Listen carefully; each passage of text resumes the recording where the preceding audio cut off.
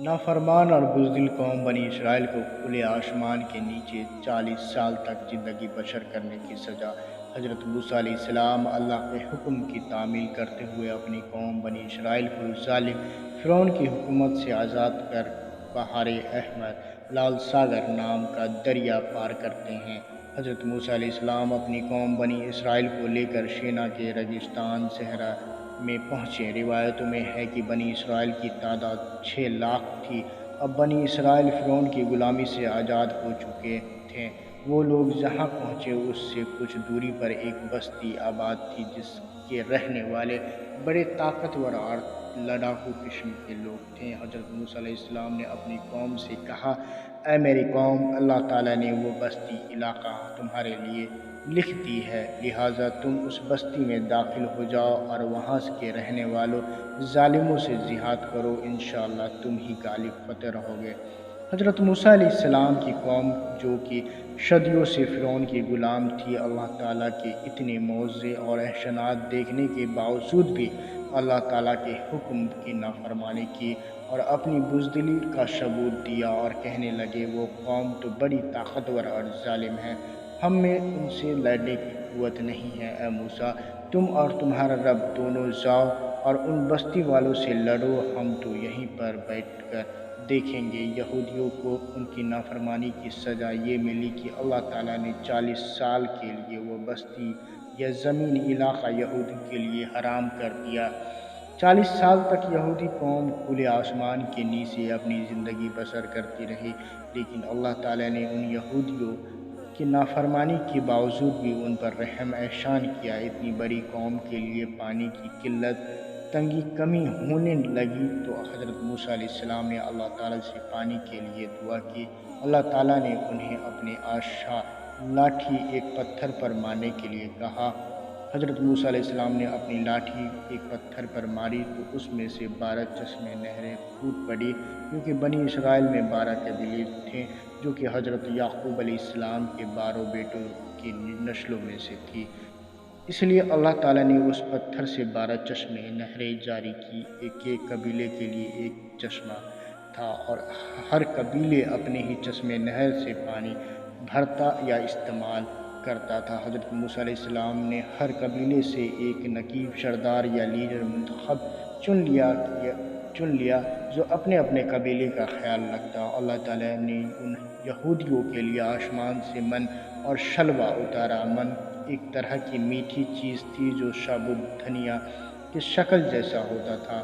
یہ آسمان سے اوس شبنم کی بوند کی طرح گرتا تھا جسے بنی اسرائیل صبح اٹھ کر جمع کرتے اور اسے کھانے کے کام میں لاتے۔ سلوہ ایک طرح کا تیتر یا بٹیر جیسا کوئی پرندہ ہوتا تھا جسے بنی اسرائیل پکڑ کر اسے آگ میں بھون کر کھاتے تھے، اور اتنی بڑی قوم کے سر پر کوئی چھت بھی نہ تھی، اس لیے اللہ تعالیٰ نے ان پر سایہ کرنے کے لیے بادلوں کو بھیجا جو کہ ہر دم ان پر سایہ کرتا، اور اس طرح 40 سال تک بنی اسرائیل بے شار و سامان کھلے آسمان کے نیچے پڑے رہے۔ لیکن 40 سالوں میں جو نئی نسل پیدا ہوئی انہیں اس طرح کی بے شر و سامان کی زندگی پسند نہیں آئی، اور انہوں نے اس بستی والے قوم سے جہاد کرنے کا فیصلہ کیا، اور اللہ تعالیٰ نے انہیں کامیاب بھی کیا اور بنی اسرائیل کو یہ حکم دیا کہ تم لوگ جب اس بستی میں داخل ہو تو یہ کلمہ پڑھتے ہوئے اور سجدہ کرتے ہوئے داخل ہونا۔ حتّیٰ یعنی کہ اے اللہ تعالیٰ ہمارے گناہوں کو معاف کر۔ یہ وہ گناہ تھا جسے ان لوگوں نے اپنے رب کا حکم کی نافرمانی کر کے اور حضرت موسیٰ علیہ السلام سے یہ کہہ کر کہ تم اور تمہارا اللہ جا کر لڑو، ہم تو یہاں بیٹھے ہیں، کیا تھا۔ لیکن ان ظالموں نے پھر اللہ تعالیٰ کے حکم کی نافرمانی کی اور ان یہودیوں نے حتّیٰ کے کلمات کو بدل دیا اور اس کی جگہ یہ کہنے لگے کہ اناج کی بلی میں دانہ ہے، اور اس بستی میں سجدے کرتے ہوئے جانے کے بجائے اپنے ہاتھوں کی کوہنیوں کے بل گھسیٹتے ہوئے اس بستی میں داخل ہوئے۔ دوستو، یہ یہود کتنی نافرمان قوم تھی کہ ان کے درمیان حضرت موسیٰ علیہ السلام اور حضرت ہارون علیہ السلام موجود تھے، اور اللہ تعالیٰ ان پر رحم کر رہا تھا اور ان کی مدد بھی کر رہا تھا، لیکن اس بدبخت قوم نے پھر بھی جہاد سے انکار کیا اور 40 سال تک ذلیل اور خوار ہوتے رہے۔ یاد رکھو دوستو، اللہ تعالیٰ بھی ان کی رہنمائی مدد نہیں کرتا جو اپنی مدد اپنے آپ نہ کرے۔ ان یہودیوں کے لیے آسمان سے کھانا آیا کرتا تھا، اس پر بھی ان لوگوں نے اللہ تعالیٰ کی ناشکری کی اور حضرت موسیٰ علیہ السلام سے اس بارے میں جھگڑنے لگے اور کہنے لگے، اے موسیٰ علیہ السلام، ہم روز روز ہر دن ایک ہی طرح کا کھانا کھا کر اکتا گئے ہو چکے ہیں، اس لیے تم اللہ تعالیٰ سے کہو کہ ہمیں وہ کھانا دے جو ہم لوگ مصر عجیپٹ میں کھایا کرتے تھے، یعنی کہ پیاز، دالیں، سبزیاں اور وہ ہر چیز جو زمین سے اگتی پیدا ہوتی تھی۔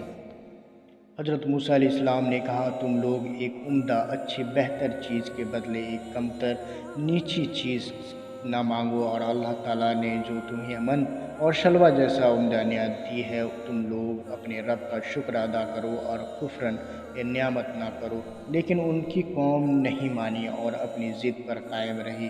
ان لوگوں کی اس ضد اور حد دھرمی کا نتیجہ یہ ہوا کہ اللہ تعالیٰ نے آسمان سے من اور شلوہ بھیجنا بند کر دیا اور ان لوگوں کو حکم دیا کہ جاؤ اور خود زمین پر کھیتی کرو، ہل چلاؤ اور ان چیزوں کی پیداوار کرو جو تم لوگ کھانا چاہتے ہو۔ دوستو، ایک طرف کہا کہ تو انہیں بنا محنت کی آسمان سے کھانا ملا کرتا تھا، لیکن یہودیوں کی کم عقلی اور ضد نے ان کی مشقت، محنت، مزدوری میں ڈال دیا۔ اب انہیں اپنے کھانے کے لیے کھیتی کرنی پڑتی اور دن رات محنت کرنی پڑتی۔ اس لیے دوستو، اللہ تعالیٰ جو بھی نعمت عطا کرے اس پر اس مہربان رب کا شکر ادا کرو۔ اس رب کی ہی ہوئی نعمت کی شکری مت کرو، ورنہ آزمائش یا مشقت میں مبتلا ہو جاؤ گے۔ شکریہ ناظرین، پھر ملتے ہیں ایک نئے ویڈیو کے ساتھ، اور چینل سبسکرائب کرنا نہ بھولیں۔ السلام علیکم۔